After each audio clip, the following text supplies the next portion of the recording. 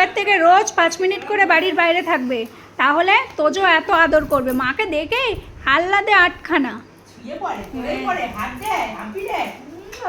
আর বাড়ি থাকলে পাত্তা দেয় না। হাম কাহে পাত্তা দেগা।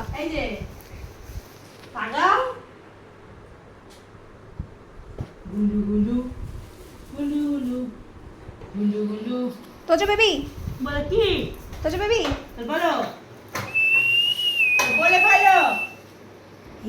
ওটা কে এসছে এবার? কে এসছে?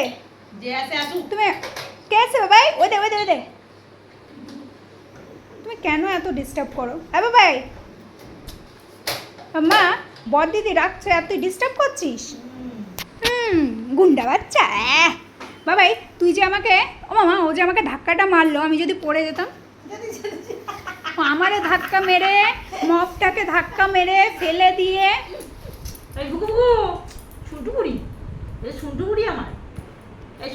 হাতটা ওরকম করে রেখেছিস কেন ছানা পোনাদের মতো? আমাদের কুতু থাকতে নেই বুঝি?